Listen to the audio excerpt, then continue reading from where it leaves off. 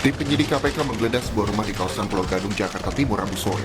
Penggeledahan berlangsung selama 2,5 jam. Tim penyidik KPK menggeledah sebuah rumah kediaman di kawasan Pulau Gadung diduga berkaitan dengan kasus korupsi dana bantuan sosial COVID-19 Jabodetabek dengan tersangka mantan Menteri Sosial Juliari Batubara. Sejumlah nama baru diduga terseret dalam pusaran kasus korupsi program bantuan sosial COVID-19, mulai dari anggota Badan Pemeriksa Keuangan hingga pengacara kondang. Keterangan ini muncul dari mantan pejabat pembuat keputusan Kementerian Sosial yang juga berstatus sebagai tersangka, Matius Joko Santoso, di persidangan pada Senin 8 Maret lalu.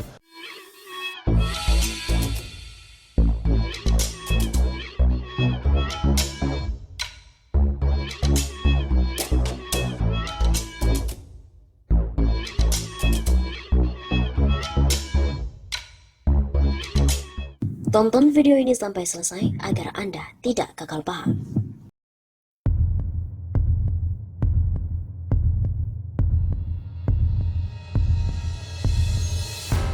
Akhirnya mantan Mensos Juliari Batubara benarkan terdapat aliran dana ke politisi PDIP. Aliran uang dari Juliari Peter Batubara saat menjabat sebagai Menteri Sosial kepada politisi PDIP semakin terang benderang setelah bersaksi di persidangan pihak pemberi suap yaitu Harifan Sidabuke dan juga Ardian Iskandar Matanaja di Pengadilan Tindak Pidana Korupsi atau Tipikor pada Pengadilan Negeri Jakarta Pusat pada hari Senin 22 Maret. Dalam persidangan ini, Juliari menjadi saksi meskipun statusnya juga sebagai tersangka dalam perkara dugaan suap bantuan sosial bansos sembako COVID-19 untuk wilayah Jabodetabek tahun 2020. Hadir secara virtual, Juliari mengaku kenal dengan seorang yang bernama Ahmad Suyuti yang merupakan Ketua DPC PDIP Kabupaten Kendal. Kenal, begitu kata Juliari menjawab pertanyaan Jaksa Penuntut Umum KPK.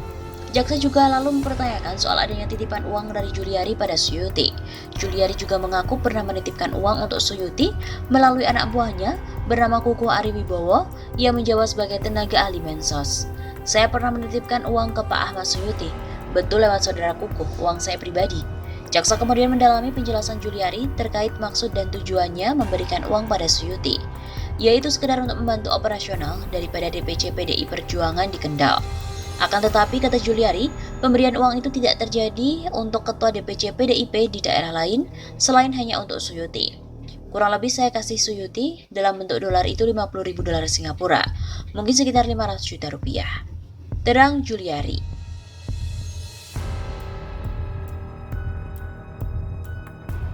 Telah kita ketahui bersama bahwa korupsi dana bansos mengalir sampai jauh. KPK bakal mendalami kemungkinan uang yang mengalir ke partai politik dari hasil tindak pidana korupsi bansos penanganan COVID di wilayah Jabodetabek tahun 2020. Kasus tersebut menyeret nama Menteri Sosial RI nonaktif sekaligus politikus PDIP, Juliari Batubara. Ia disinyalir menerima total 17 miliar rupiah dari 2 paket pelaksanaan bansos berupa sembako untuk penanganan COVID-19 di wilayah Jabodetabek tahun 2020. Jumlah itu diduga merupakan akumulasi dari penerimaan fee Rp10.000 per paket sembako. Pengadaan bansos penanganan COVID-19 merupakan paket sembako di Kementerian Sosial tahun 2020, di mana memiliki nilai sekitar 5,9 triliun rupiah dengan total 272 kontrak dan dilaksanakan dengan 2 periode. Juliari merupakan bendung parpol. Faktanya, apakah kemudian ada aliran dana ke parpol tertentu di mana dia ada di situ? Ini adalah bagian dari penyidikan. Kita akan gali lebih lanjut dalam proses pemeriksaan saksi. Begitu kata PLT juru bicara penindakan KPK Ali Fikri. Hari pun berganti, penyidikan terus berjalan, hingga kemudian berkembang isu bahwa calon kepala daerah yang diusung PDIP turut menerima hasil tindak pidana korupsi yang diduga dilakukan oleh Juliari. Sebagaimana diberitakan oleh majalah Tempo, ada sejumlah pejabat hingga para calon kepala daerah yang diusung PDIP diduga ikut menerima aliran uang dari kasus itu. Uang bahkan disebut diterima oleh seorang ketua komisi di DPR hingga pejabat di BPK. Program bansos bagi masyarakat yang terkena dampak COVID itu diduga dirancang untuk jadi proyek bancakan dengan mekanisme penunjukan langsung. Selain itu, Juliari juga disebut secara khusus ditengarai membentuk tim khusus, memilih vendor atau perusahaan penyedia paket bahan pokok, penyedia goodie bag, hingga jasa pengiriman bantuan sampai ke kelompok penerima manfaat.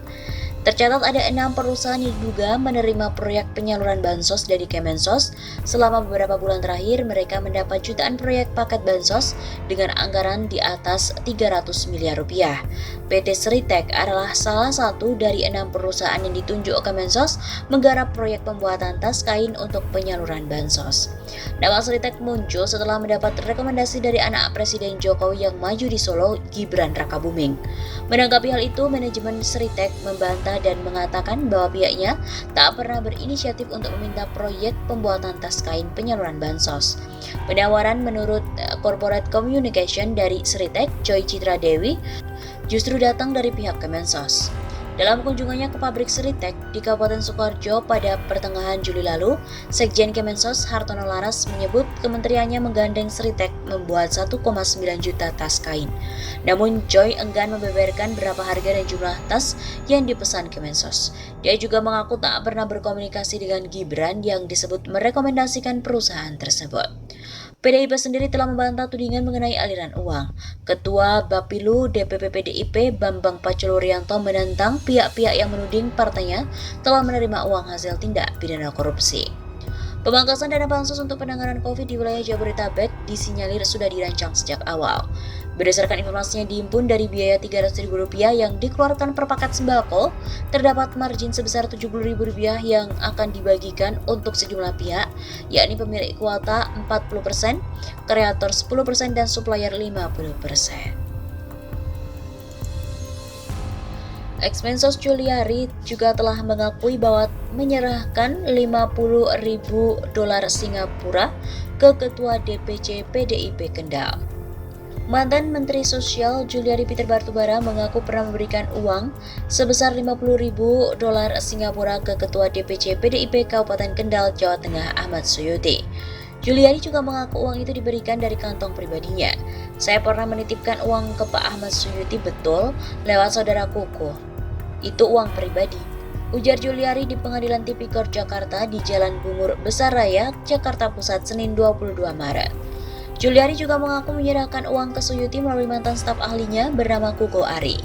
Tujuan pemberian itu adalah untuk membantu operasional DPC PDIP. Total uang yang diberikan Juliari senilai $50.000 Singapura. Jika dikonversikan ke rupiah dengan kurs $1 saat ini 14.300, total yang diserahkan Juliari ke Suyuti sebanyak Rp536.714.000.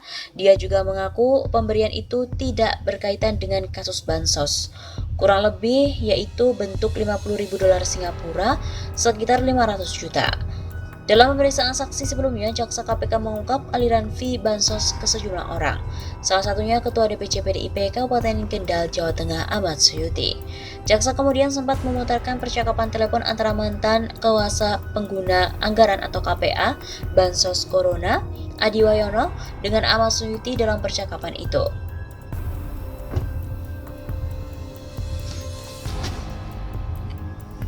Dalam percakapan tersebut disebut ada kalimat titipan dari Pak Menteri. Selain itu, Kuku Ari Wibowo juga sudah bersaksi dan mengaku pernah menyerahkan amplop ke Ketua DPC PDIP Ahmad Suyuti.